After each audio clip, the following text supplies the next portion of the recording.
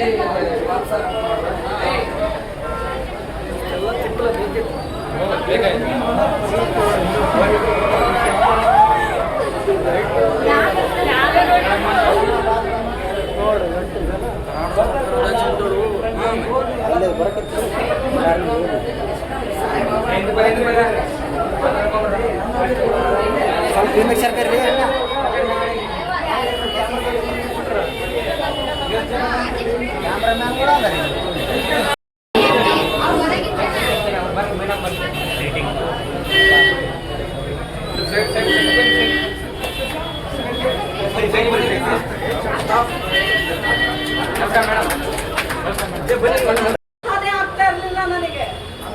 ಆದ್ರೂ ಪ್ರತಿದಿನ ಕಷ್ಟಪಟ್ಟು ಓದ್ತಾ ಇದ್ದೆ. ಬೆಳಗ್ಗೆ ಸ್ಕೂಲಲ್ಲಿ ಇರ್ಬೇಕಾದ್ರೆ ಬೆಳಗ್ಗೆ 2 ತಾಸು, ಸಾಯಂಕಾಲ 2 ತಾಸು ಕುತ್ಕೊಂಡು ಓದ್ತಾ ಇದ್ದೆ. ಕಷ್ಟಪಟ್ಟು ಓದ್ತಾ ಇದ್ದೆ. ಫಸ್ಟ್ ಕ್ಲಾಸಲ್ಲಿ ಪಾಸ್ ಆದೆ. ಮತ್ತೆ PUC ಹೋಗಿ PUCಲೂ ಅಷ್ಟೇ ಪ್ರತಿದಿನ 6 ಗಂಟೆ ಕುತ್ಕೊಂಡು ಓದ್ತಾ ಇದ್ದೆ. ನಾನೇನು ತುಂಬಾ ಇಂಟೆಲಿಜೆಂಟ್ ಅಲ್ಲ, ಆದ್ರೆ ನಾನು ಗುಡ್ ಸ್ಟೂಡೆಂಟೇ. ಬಟ್ ಪ್ರಾಕ್ಟೀಸ್ ಮಾಡಲಿಲ್ಲ ಅಂದ್ರೆ ನನಗೆ ಬರ್ತಾ ಇರಲಿಲ್ಲ. ಪ್ರತಿದಿನ 6 ತಾಸು ಕುತ್ಕೊಂಡು ಓದ್ತಾ ಇದ್ದೆ. ನಂತರ ಡಾಕ್ಟರ್ ಆದೆ. ಡಾಕ್ಟರ್ ಓದ್ಬೇಕಾದ್ರೆ ಒಂದ್ಸಲ ಫೇಲ್ ಆದೆ. ಎಲ್ಲರೂ ಹಾಸ್ಯ ಮಾಡಿದ್ರು. 6 ತಿಂಗಳು ಮನೇಲಿ ಕುತ್ಕೊಂಡೆ. ಮತ್ತೆ ಕಷ್ಟಪಟ್ಟೆ, ಓದ್ದೆ, ಬರ್ದೆ. ಮತ್ತೆ ಮಾಸ್ಟರ್ಸ್ ತಗೊಂಡು ದಾವಣಗೆರೆಯಲ್ಲಿ ಓದ್ದೆ. ನಂತರ ಗುಲ್ಬರ್ಗ ಹುಡುಗನ್ನ ಡಾಕ್ಟರ್ನ ಲವ್ ಮಾಡಿ ಮದುವೆ ಮಾಡ್ಕೊಂಡೆ. ಆಯ್ತಾ?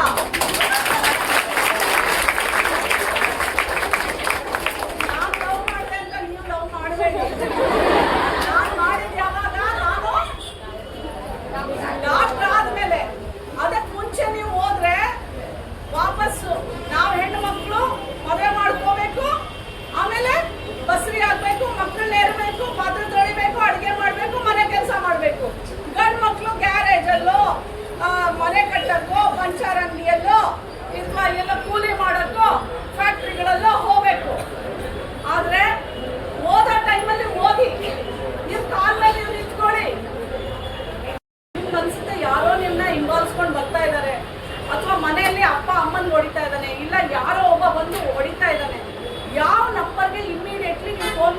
ನಿಮ್ಮ ಎಮರ್ಜೆನ್ಸಿಗೆ ಯಾರು ಸಡನ್ ಆಗಿ 10-15 ನಿಮಿಷಕ್ಕೆ ನಿಮ್ಮ ಸಹಾಯಕ್ಕೆ ಬರುವಂತ ಹೆಲ್ಪ್ ಲೈನ್ ನಂಬರ್ ಏನು?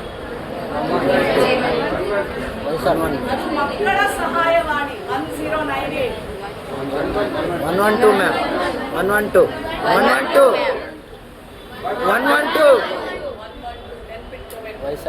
ಇದು ಕರ್ನಾಟಕದ ಒಂದೇ ಎಮರ್ಜೆನ್ಸಿ ಹೆಲ್ಪ್ ಲೈನ್. ನಿಮ್ಮ ಸಹಾಯಕ್ಕೆ 10-15 ನಿಮಿಷಕ್ಕೆ ಇಮ್ಮಿಡಿಯೇಟ್ಲಿ ನಿಮ್ಮ ಸಹಾಯಕ್ಕೆ ಬರುವಂಥದ್ದು ಪೊಲೀಸ್. ನಿಮ್ಗೆ ಯಾವ್ದಾದ್ರು ಮೊಬೈಲ್ ಮೇಲೆ ಫ್ರಾಡ್ ಆದಾಗ, ಬ್ಲ್ಯಾಕ್ ಮೇಲ್ ಮಾಡಿದ್ರೆ, ಹೇಳಿದೀನಿ ನಾನು, ತಪ್ಪೇ ಮಾಡಿದ್ರು ಪರವಾಗಿಲ್ಲ, ನೀವು ಹಾಗೇ ನೀವು ಹೂ ಅಂತ ಅನ್ಕೊಂಡು ಹೋದ್ರೆ ಇನ್ನ ತಪ್ಪ ಮೇಲೆ ಶೋಷಣೆ ಮಾಡ್ತಾ ಹೋಗ್ತಾನೆ ಅವನು. ಒಂದೇ ಒಂದು ಉದಾಹರಣೆ ಹೇಳ್ತೀನಿ. ಆಯೋಗದ ಅಧ್ಯಕ್ಷೆ ನೀವು ಮಾತಾಡಿಸಿದ್ರೆ ಒಂದು ಇಡೀ ದಿನ ಹೇಳ್ತೀನಿ ಹೇಗೆ ದೌರ್ಜನ್ಯ ಆಗುತ್ತೆ ಅಂತ. ಒಂದು ಮಗಳು ಓದ್ತಾ ಇರ್ತಾಳೆ, ಫ್ರೆಂಡ್ಶಿಪ್ ಆಗತ್ತೆ, ಪಾಠ ಹೇಳ್ಕೊಡೋ ನೆಪದಲ್ಲಿ ಸ್ನೇಹ ಆಗತ್ತೆ, ಇಬ್ರು ಮೈ ಎಕ್ಸ್ಚೇಂಜ್ ಮಾಡ್ಕೊಳ್ತಾರೆ, ವಿಡಿಯೋ ಮಾಡ್ಕೊತಾನೆ ಅವನು ಹೇಳ್ಕೊಡೋ ಒಂದು ಬಿಲ್ಡಿಂಗ್ ಅಲ್ಲಿ ಅವನ ಫ್ರೆಂಡಿಗೆ ಶೇರ್ ಮಾಡ್ತಾನೆ ಇದನ್ನ. ಅವನವಳನ್ನ ಬ್ಲ್ಯಾಕ್ ಮೇಲ್ ಮಾಡಕ್ ಶುರು ಮಾಡ್ತಾನೆ. ಬ್ಲ್ಯಾಕ್ ಮೇಲ್ ಮಾಡ್ತಾನಲ್ಲ ಅಂತ ಮತ್ತೆ ಹಾಕಿ ಅವನ ಜೋಡಿ ಬರ್ತಾಳೆ. ಅದ ನಂತರ ಅದ್ ಎಲ್ಲಿ ಕರ್ಕೊಂಡೋಗಿ ಆ ಹುಡುಗಿಗೆ ಬ್ಲ್ಯಾಕ್ ಮೇಲ್ ಮಾಡ್ತಿರ್ತಾರೆ. ಆ ಬಿಲ್ಡಿಂಗ್ ಓನರ್ ನೋಡ್ತಾ ಇರ್ತಾನೆ, ಅವನ್ ಸ್ಟಾರ್ಟ್ ಮಾಡ್ತಾನೆ. ಅಂದ್ರೆ ನಾನು ಯಾಕೆ ಹೇಳ್ತೀನಂದ್ರೆ, ನೀವು ಶೋಷಣೆಯನ್ನ ಅನುಭವಿಸ್ತಾ ಹೋದಾಗೆಲ್ಲ ನಿಮ್ಮ ಮೇಲೆ ಶೋಷಣೆ ನಡೀತಾನೇ ಇರುತ್ತೆ. ತಪ್ಪು ಮಾಡದೇ ಇರೋರು ಯಾರು ಇಲ್ಲ ಈ ಜಗತ್ತಲ್ಲಿ. ತಪ್ಪು ಮಾಡಿ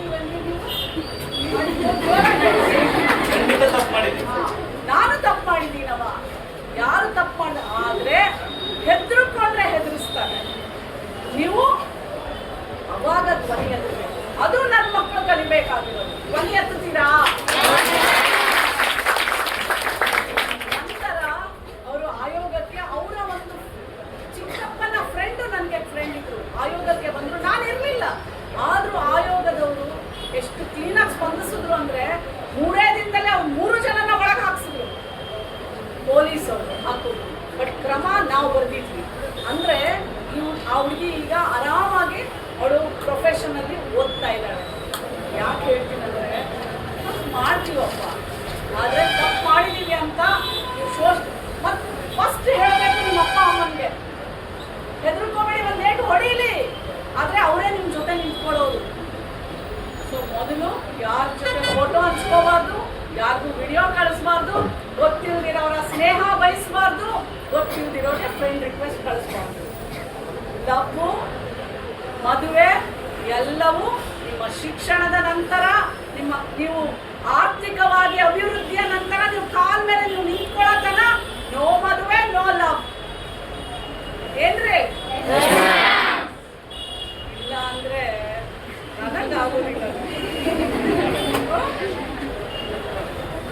ನೀವು ಎಲ್ಲರೂ ಸೇವೆ ಹೇಳಿದ್ದೀನಿ ಮಾಡ್ಬೇಕು. ಅವಾಗ್ಲೇ ನಾನು ಇಷ್ಟು ದೂರ ಬಂದು ಇಷ್ಟು ಗಂಟಲು ನೋಡ್ತಾ ಇದ್ರು ಸಹ ನಿಮ್ಮೊಟ್ಟಿಗೆ ಮಾತಾಡಿದ್ದಕ್ಕೆ ಸಾಕು.